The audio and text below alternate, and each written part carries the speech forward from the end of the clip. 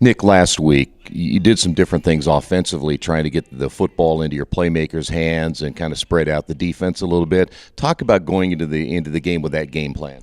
Well, the idea on our offensive side was to go wide, get the ball in the hands of some of our more athletic guys way outside in the perimeter. We knew that they were concerned about us going deep, going vertical immediately, and really just trying to take what they gave us, and they did give us a whole lot of it. Could have worked it to a little bit more perfection, but we did get a lot of yards out of it, and eventually you got to finish. We want to be able to score out of it too. So. Yeah, well, that's one thing, and talk about that too, because you're moving the football, and then it's a mistake here or there, or a penalty here or there that just kind of kills your drive.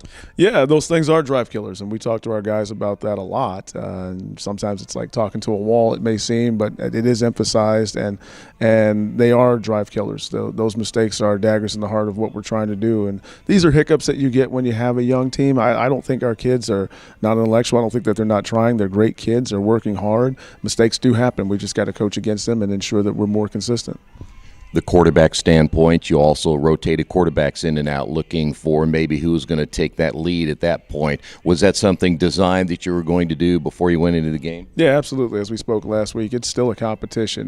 We started Colin at the start of the year, but Joe's working his butt off, and he's trying to make things go and wants to lead this team on the field as well as off. He already leads it off the field, and so getting those guys to compete and continue to compete and finding a way to break through and make something happen has just been our goal. They're both working hard. They're both trying again. They're both fighting for it, and I think this has been good for us. So we're going to keep trying to get it going. Do you believe the saying, and I think we talked about it before, that if you have two quarterbacks, you have none? A lot of people kind of use that philosophy at times. I used to believe that. I was that guy. That if you have two, you have none, and I got in this situation. And so, I make no judgments or presuppositions. Eventually, it should be one. It could be one. It would be one. And one of them's got to produce. And they both know that, and they're both working toward it. What do you do to get the football in the end zone? Again, you can bend that defense, but you got to break it now and find a way to get that ball across the goal line. I think consistency. It's just consistency. It's not shooting ourselves in the foot like you said earlier. It's finishing on drives and finishing on plays. It's finishing our blocks up front from a young but working hard offensive line. It's making the right reads from the quarterback position. That's a big part of it right now, is having those guys not get so caught up in the competition and trying to make something happen that they don't end up doing the thing they're coached to do. And so making the correct reads on the backside or front side of plays when it's open is going to be the key, because they're all designed to score. They're all designed to finish, and we just got to make it look that way.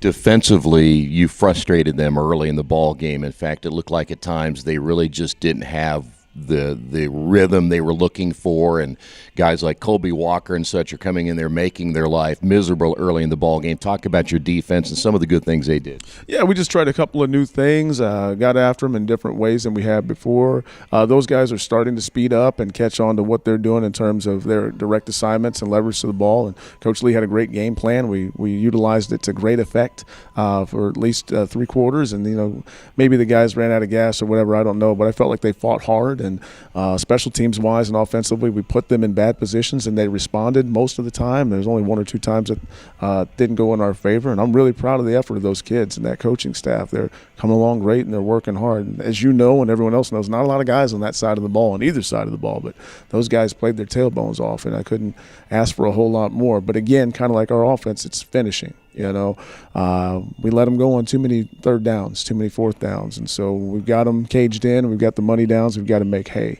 and those kids know that. They know what they're doing, and they understand how they're going to improve. I was going to say, and part of that is too when they get gas late in the game.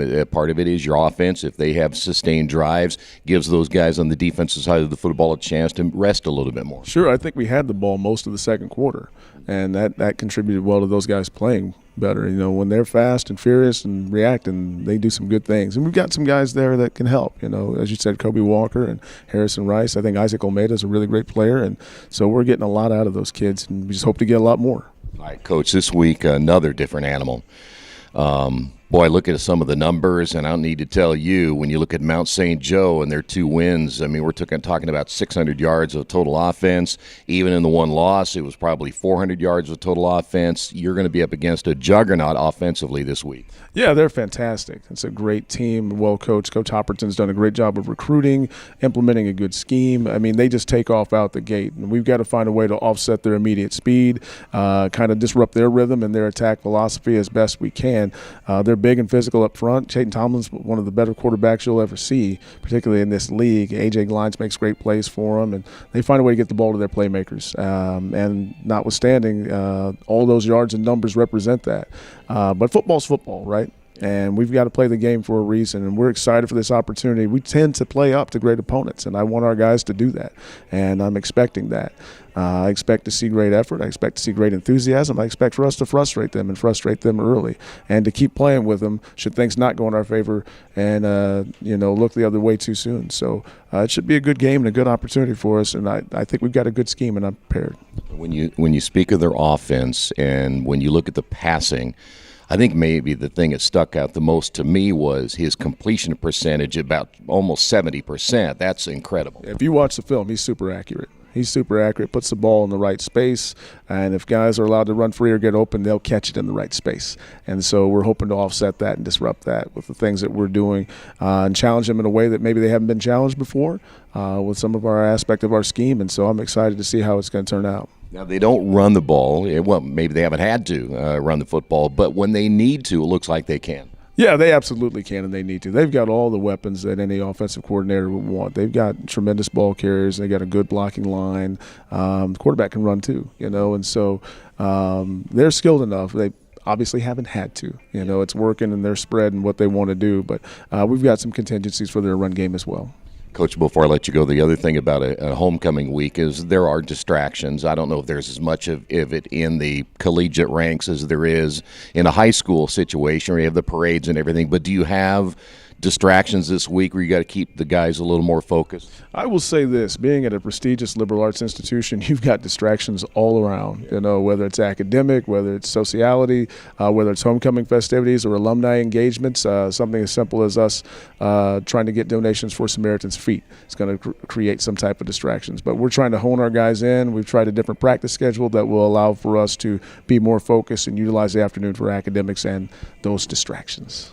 Physically, how are you guys right now? I know Jordan didn't punt this past week because of the injury he suffered the week before. Do you get him back, and how's everybody else? Yeah, we're pretty much sure we're going to have him back. Everybody's pretty good for the most part. A couple nicks and dings there. I mean, it's football with 40 guys. It's going to be tough on them, right? And so a lot of ice, ibuprofen, and a lot of rest is best. And so we're trying to structure our practice in a way that allows for our kids to be as competitive as possible by the time we get to the weekend.